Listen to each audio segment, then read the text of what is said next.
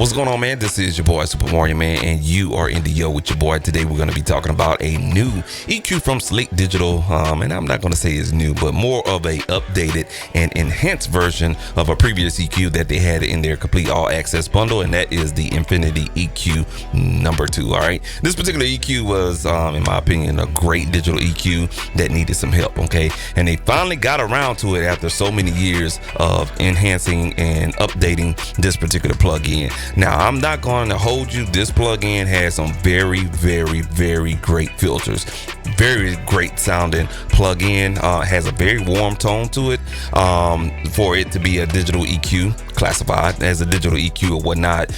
But I have to say, man, I enjoy using the plugin. However, I did not like the way the functionality of the plugin was on version 1, such as not having frequency and gain controls dedicated to a particular knob, because everything was dictated by a point on the graph or the EQ area or whatnot, and I hated that. The colors wasn't appealing, and you know what I'm saying, it was just very visibly hard to see, but I think everything that I mentioned, they have made those changes, and I'm curious to see what actually changes that they made and how far in the improvement that they got with the Infinity EQ2. So let's go ahead and hop into Ableton Live and check out the Infinity EQ and see what it's doing, what new things are in there, and how it sounds. Let's slide over to Ableton Live and check out the Infinity EQ2. All right, here we are in Ableton Live, man, and you know what I'm saying, we're gonna go ahead and pull up the Infinity EQ and start talking about what it is and what it do, man. So basically, it's a digital EQ or whatnot. I wouldn't say this is a parametric graphic or anything like that. Even though it has a graph, it's not graphic, in my opinion. It's a digital EQ because the flexibility of the EQ and what it can do, that's why I call it the digital EQ, because you can bend and shape the filter types as much as you want and manipulate the tone, and it's really not fixed. And in my opinion, the graphic EQ is more on fixed frequencies that has fixed bandwidths. Okay, so that's my term of a graphic EQ. That's my opinion. Okay, all right, but I call something like Infinity EQ, the Fab Filter EQ, I forget the name of it, the Q3 or something like that. Those type of EQs, those are pretty much, you know, digital EQs in my opinion. Okay, but nevertheless though, man, you know what I'm saying, it's a digital EQ to me. All right, cool deal. So let's talk about the elephant in the room, how this plugin looks. Okay, so they cleaned up the plugin to make it look a little bit better when you just looking at it at a blank slate. Okay, what you're looking at right now is a mixture of a little bit of light blue fading down into a very dark navy blue, which I think this will be a good contrast when you, let's say for instance, you add a band in here and you boost it up. You know what I'm saying? It's a good contrast of color on a dark background. So I'm glad that they made that enhancement to the overall GUI, okay, and everything like that. When you're looking at it, you know what I'm saying, the meter over here I mean, you can just look at it and know it's a meter. You don't have to guess, okay, is that a meter? Why it looks so transparent? Okay, the on off button or the bypass button here, it just sticks out of the GUI, and it actually looks like a real button, and I'm glad they made that enhancement right there.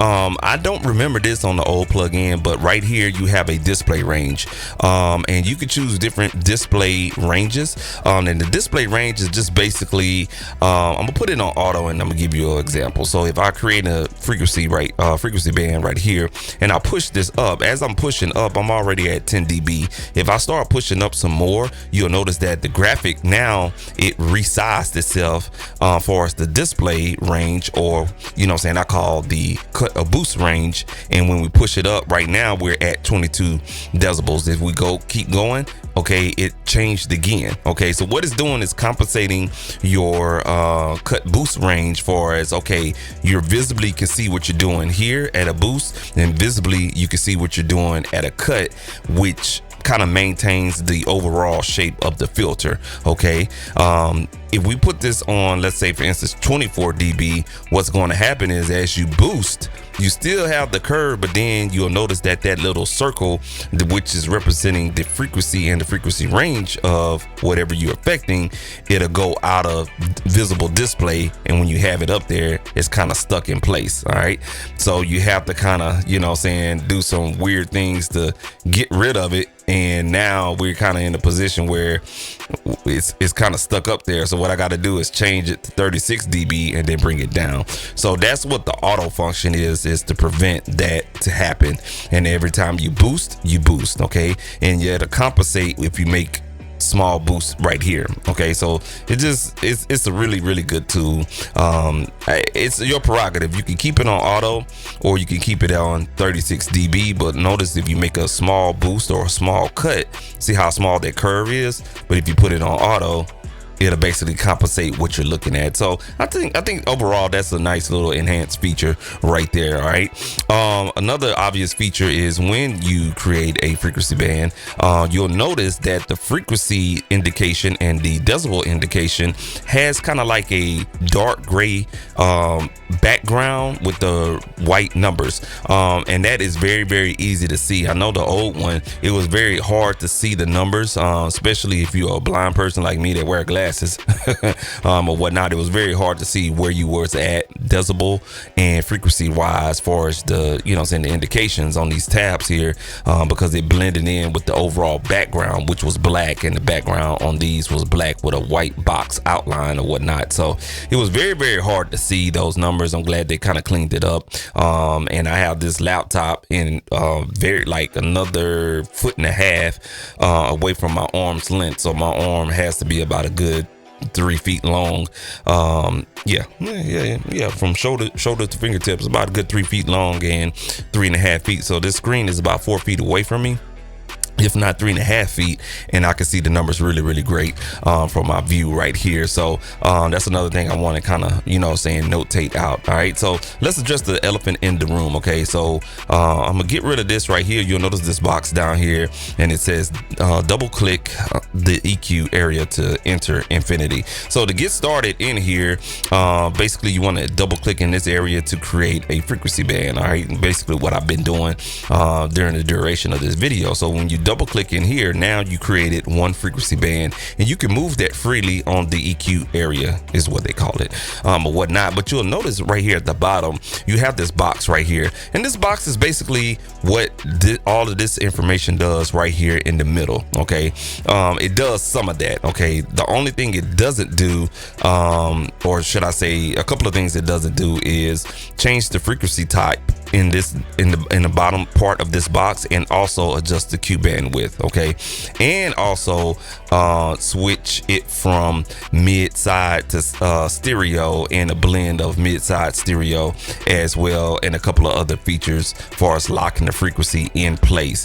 But you can turn off that band, on that frequency band, and you can also listen to what you're doing. So if you're doing a frequency sweep, you can hit the headphone icon button, and you can do a frequency sweep along your frequency range to find those resonant frequencies or whatnot. And of course, if you add another band, now this box, you can toggle in between the two frequency bands, which is awesome, because I hate having to click on this one and then click off and then click here. So if you got this right here, and let's say for instance the old version, you'll make a change right here, right? So you have something like this, right? And if you needed to go over here, what'll happen is if you're moving fast, or if you got a messed up mouse or whatnot, when you touch it, you know what I'm saying, you move your point for as your decibel and your frequency range, and you may have found the sweet spot because it's a very narrow resonance. And so when you come here and you click on that, you have to either click inside of here, and sometimes that doesn't work, so you have to kind of bring this up or whatnot. That was very aggravating, and that's one of the reasons why I did not use it. So having this box at the bottom is very clutch. So now I could just go and toggle in between the two frequency bands, and then make adjustments with these knobs on the frequency and also on the boost and the cut, which is awesome. Now another thing you probably notice when you click on this little circle right here, you'll see a D. That is to to engage the dynamic section. So when we hit D, boom, our dynamic features will come up. Or if you're pretty much, sold on this bottom box being your hub to control all of your frequency bands, just simply click on dynamics, the right arrow, and then your dynamic features will show up. All right, so talking about our dynamic area, or should I say features, or our controls, we have some simple controls, very, very simple. You see 3 knobs, and they tried to simplify it the best way they could to make it, more pleasing for the user to, do some dynamic EQ. Okay.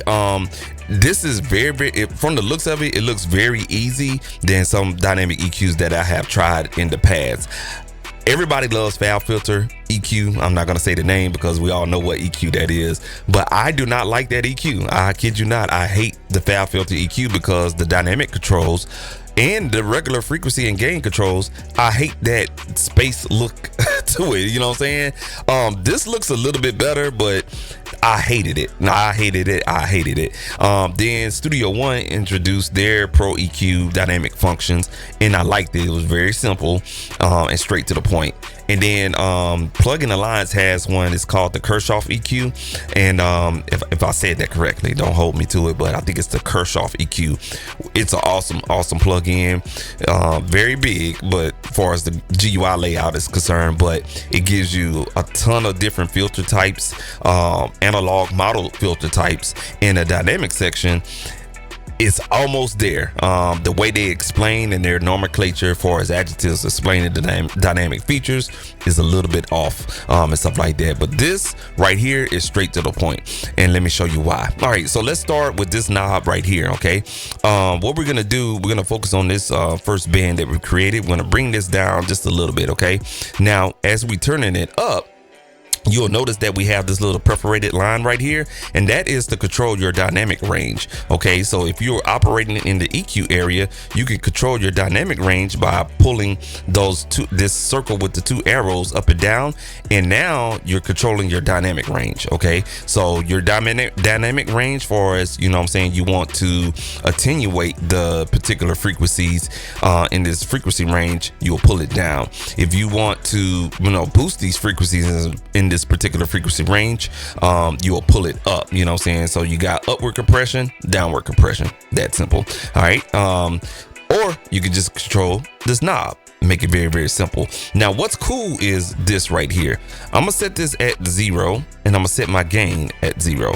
Okay, now you'll notice that when I turn the gain up, the frequency range adjusts. Okay, boom, just like that. All right, so when I bring this up right here, when I turn it down, the frequency gain, you'll notice that the dynamic range moves with it. Vice versa. If I just move only the dynamic range, it's not affecting the gain. And so when I bring down the gain, you'll notice that this is all the way down at the max at -36. But when we go and boost the gain up, the dynamic range is coming up following the frequency gain boost. Okay, so what is going on is that basically this button right here that says range is following the gain. Okay, so your dynamic range is following the gain boost and cut. Okay, if you want to turn that off, just simply click on range. Now you're on target. So no matter what you do when you boost or cut your frequency range, it will leave the dynamic range setting alone, and you can adjust the dynamic range setting independently. So I think that's a really, really cool feature because you can get some very interesting processing by way of linking these two. So again, you need to display range, and you can make the adjustments in conjunction with the frequency boost or cut, or you could take it and put it on target, and then when you adjust your boost and cut, you can adjust your dynamic range solely by itself. I think that's really, really awesome. So for demonstration purposes, we're going to keep this at about -8 right here. Okay, moving along on the dynamic range, we have the threshold, and on the threshold right now we see auto. Okay, or A, is what they call it. Okay, and that's because when you push signal through here, it is going to automatically attenuate or boost depending on your dynamic range and how you have it set. It's going to attenuate or boost your frequency signal far as the type of compression that you're going to get. Okay, so let's go ahead and push the signal through this EQ just to see what's going on while the threshold is at auto.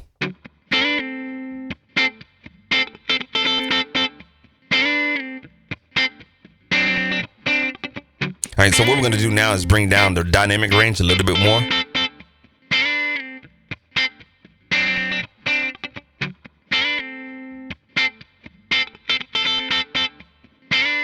All right, so you can see right now that, in this particular frequency range, point right here or range, I wanted to, basically, far as EQ is concerned, I wanted to boost this area, but still control the dynamics in this area as well, for as downward compression.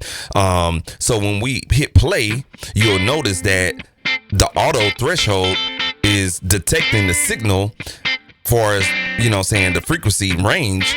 And then because we have the dynamic range set at a negative point, it is automatically doing our downward compression. Okay. That is really, really cool. When you just really want to get some dynamics carved out really, really quick. I like that function right there. But if you hit this A button right here, you'll take it off of automatic threshold, and now you'll have full control of how much downward or upward compression that you want. So right now we're going to set it at 0, and you're going to notice right off the bat, we're going to have a lot of boosting in this frequency range right here. You see what I'm saying? So we got a lot of low mid on this guitar. So what we're going to do now is adjust the threshold down and have more control over the dynamics in this frequency range.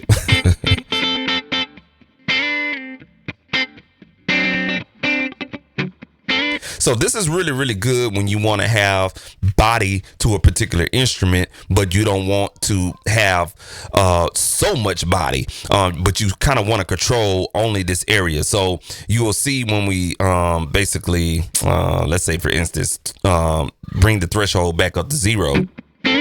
We have a lot of body in that guitar, but you like what you boosted. So to control that, instead of creating another band and kind of like doing this right here, we're going to create another band here. And then let's change that filter type real quick. All right, there we go. Instead of doing this little cut at the same time, that's going to be it's going to be very consistent. Okay. Consistent all the way. And there's no movement in there. So when we hit play, it's still going to give the sense of it's still a thin guitar. So if we were to get rid of that and just really focus in on the dynamic controls, now you will still hear some of that body, and you can control how much you want to take out of the body.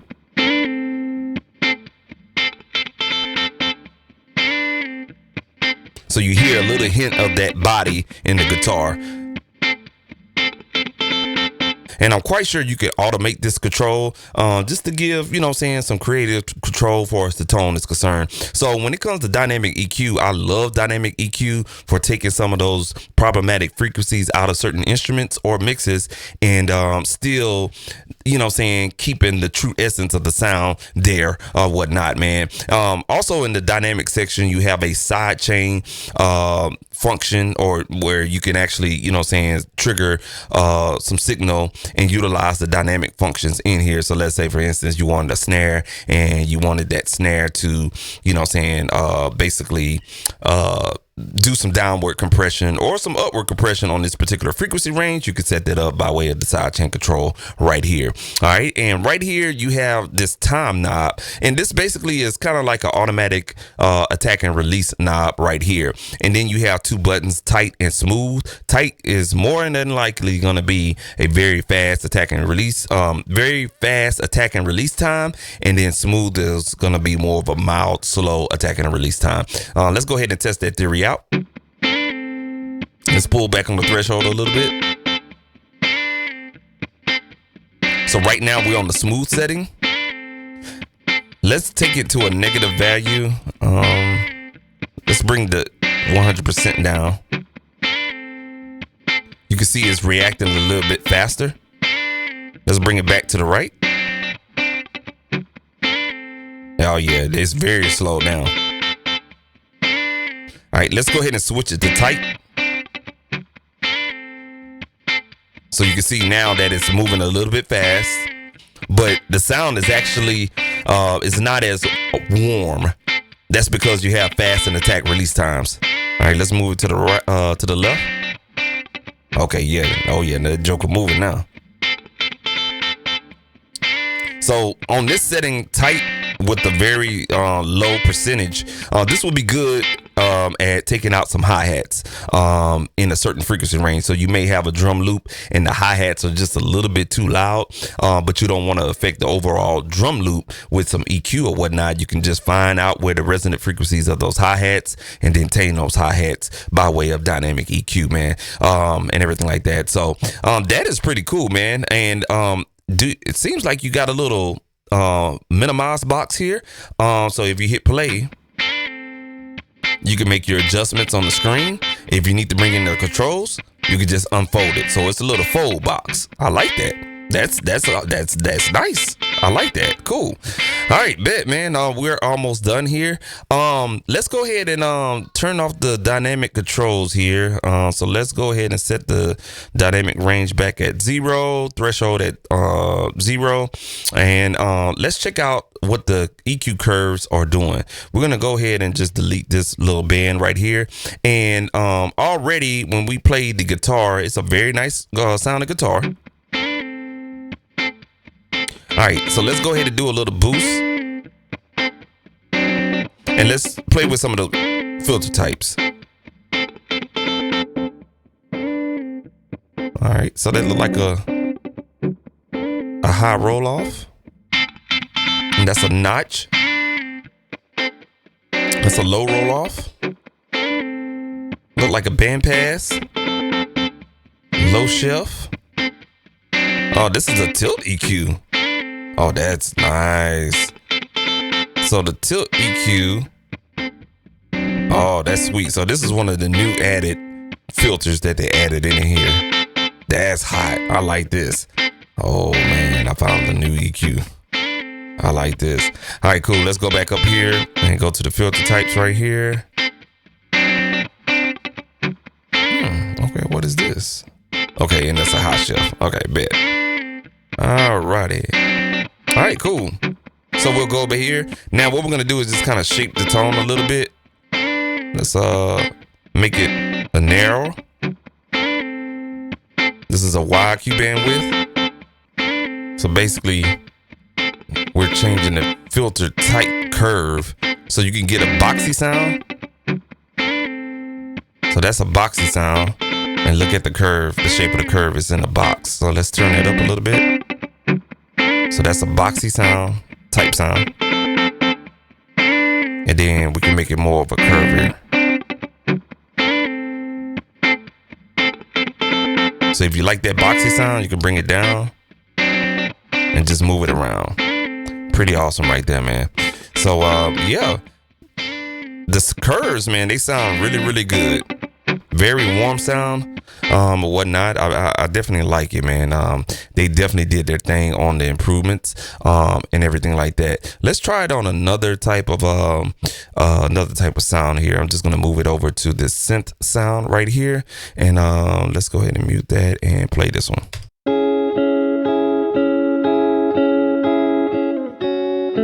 Well, it sounds like a guitar mixture.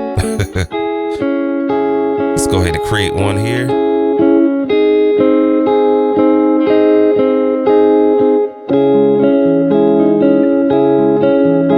You can hear the different flavors of the tone when we adjust the filter type. Oh, that's cool. So when we adjust this filter type curve, you can hear the tone shape. Make it narrow. All right. I'm going to use the controls.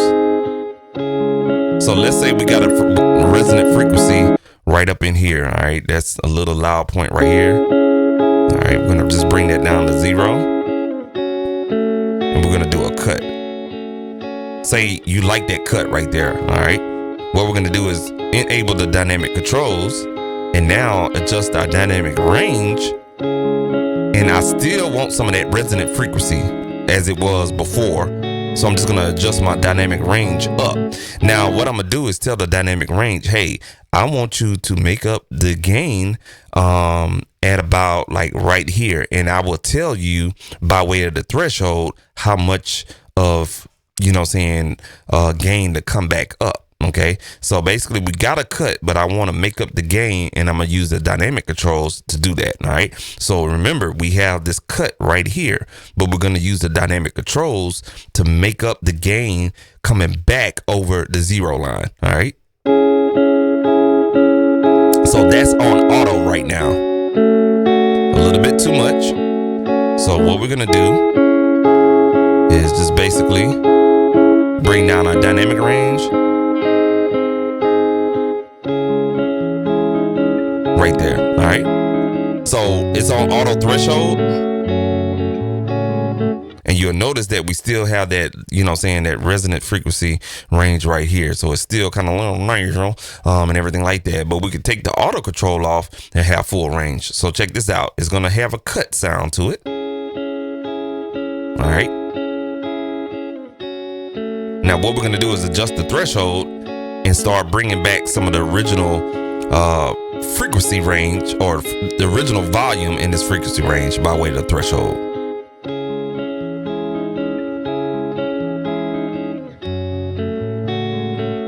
There we go.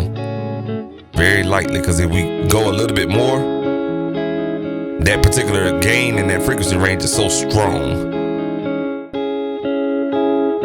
See what I'm saying?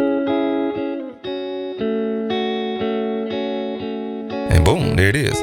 Now we can adjust the time, put it on smooth, and just really with the time, and the way you would want to work the time is go with the groove of whatever the signal that you're working with. All right. So I'm going to make this curve bounce with the groove. That's too slow. That's it right there. If I was to put it on tight, it'd just be doing too much. Very choppy, and it's not smooth. You know what I'm saying? But if you put it on smooth, you can hear the gain compensation is just riding very smooth with it, giving a warm tone to it or whatnot. And I love the way this sounds. This particular algorithm, or however they build this EQ, sounds really, really good, man. So, hey, man, that is the Infinity EQ2, man. They definitely did their thing on basically fixing a lot of things that was different in the Infinity EQ. But what I really love about this EQ is that they added controls at the bottom, and you have this dynamic section at the bottom as well, man. So the overall sound of the plug-in is very, very good. It has a very good warm tone, and actually sounds better than some EQ emulations out there. So I will be using this plug-in a lot, man. And another note, just before we get up out of here, just with this plug-in on a track right now, Ableton Live is hovering around about 3 to 4%. So it's very low CPU usage. I wouldn't put this on every track. I wouldn't recommend that. But if you do have a track that you're having problems with, as far as like, man, that hi-hat in that stereo audio file is just too much, man, the vocals in this 2 mix is too much. Try using dynamic EQ to tame some of those dynamics or tame some of those resonant frequencies that you have, and I guarantee you dynamic EQ would change your perception and your life on how you approach EQ, man. This has been your boy Super Mario, man. If you found this video useful, go ahead and like this video, and also subscribe to the channel for more updates, and also our live streams that you need to be checking out as well, man. Until next time, man, this has been your boy Super Mario, man. We out of here.